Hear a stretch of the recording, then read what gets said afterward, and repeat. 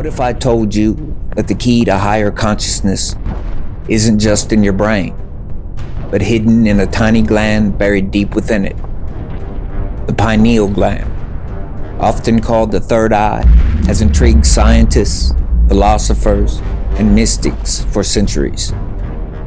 Joe Rogan believes this gland could hold the secrets to understanding reality itself, especially when paired with the profound effects of hallucinogenics.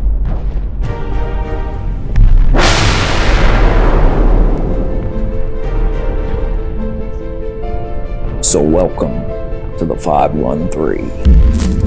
Why is it that psychedelic use has played the role that it's played in your interests and your pursuit of knowledge? What do you think it's done for you that's been valuable? Jordan Peterson often discusses the potential benefits of psychedelics for expanding consciousness and exploring the human psyche.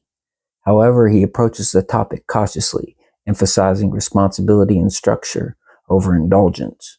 While many speculate that his deep insights might stem from personal experience, he's never openly admitted to using psychedelics himself.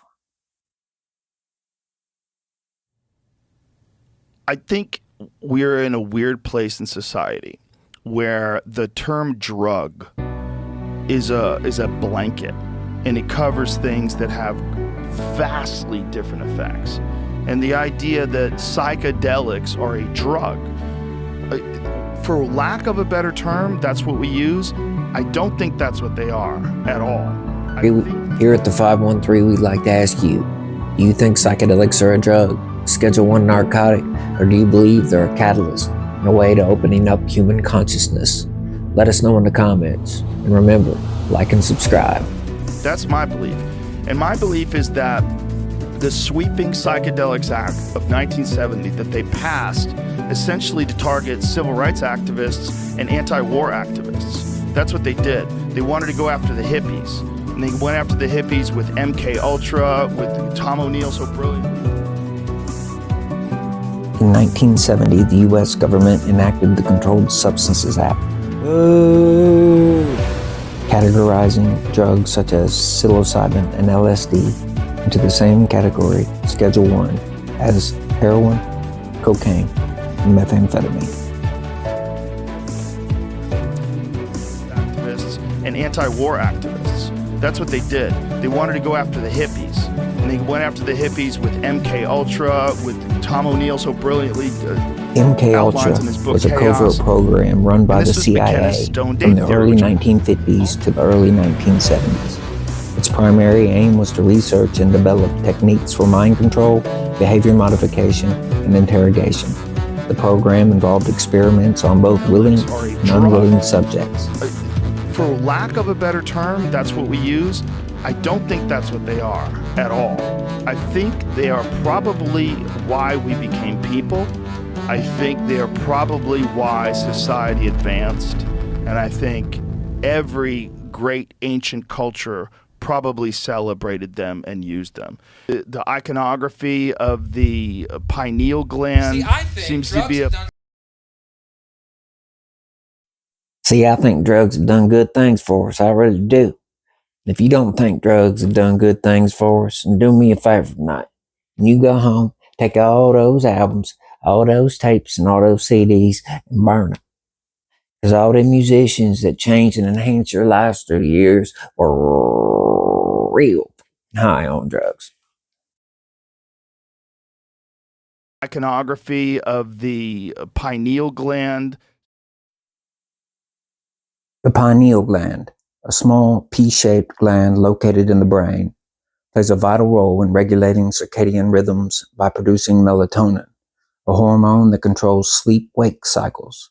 However, as we age, the pineal gland often begins to calcify, a process where calcium phosphate crystals accumulate within the gland, causing it to harden and potentially reduce its functionality. Gland seems to be a big part of multiple cultures. Brilliant guy. So he takes us through showing us all this artwork. It's incredible, explaining why they had little penises, and that it was explaining the whole thing, that big penises were thought to be barbaric, and it was not. In ancient Roman culture, the depiction of male genitalia carried significant symbolic meaning. While today, larger phalluses might be associated with virility, the Romans often viewed them differently. In art and sculpture, smaller genitalia were typically idealized, representing self-control, rationality, and civility. Conversely, larger phalluses were sometimes associated with barbarism and uncontrolled lust. Which they reference as the seat of the soul, and that this gland, which is in the center of your brain, is thought to be literally a third eye. And on reptiles, it actually has a cornea and a lens, this gland. Like literally, it's exactly where the third eye of Eastern mysticism is. And they've got a representation of it right here. And it's thought. The pineal gland in certain reptiles and amphibians is often referred to as the parietal eye, or a third eye, because it has similar structures to a regular eye, including a lens, cornea, and retina-like cells. While it's not a functional eye in the same sense as the eyes we use for vision, it plays critical roles in these creatures. And it's thought to be where dimethyltryptamine is produced. And if he's right, the individual Rogan is referring to is Dr. Rick Strassman, whose research in the 1990s explored DMT's effects. Strassman speculated that the pineal gland might produce DMT during significant moments, such as birth and death, giving it the nickname the spirit molecule.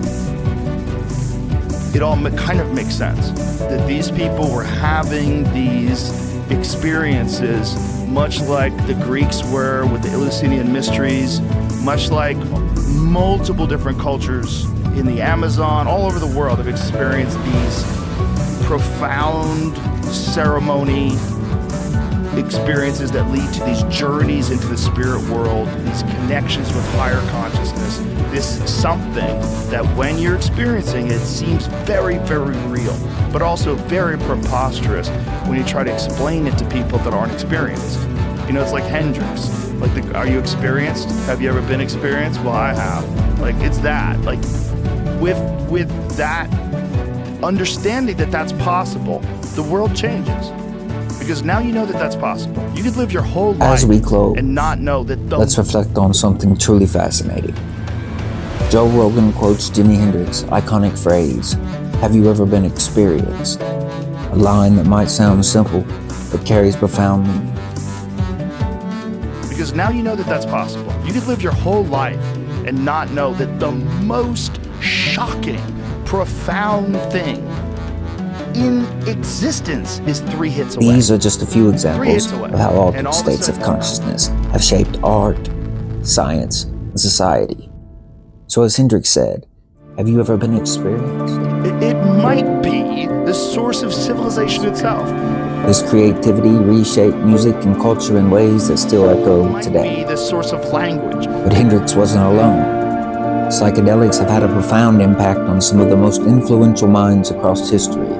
The source of the expansion of the human mind over a period of 2 million years, the doubling of the human brain over a period of 2 million years. For example, the Beatles, members like John Lennon and George Harrison, embraced LSD, which transformed their music into legendary works that captured the spirit of a generation.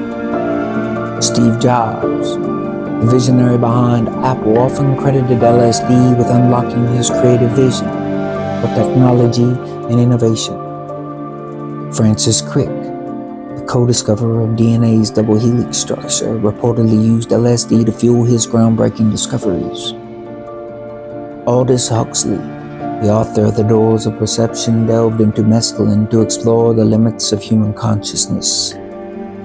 Kary Mullis, the Nobel Prize-winning chemist behind PCR technology, openly acknowledged LSD's roles in inspiring his revolutionary work.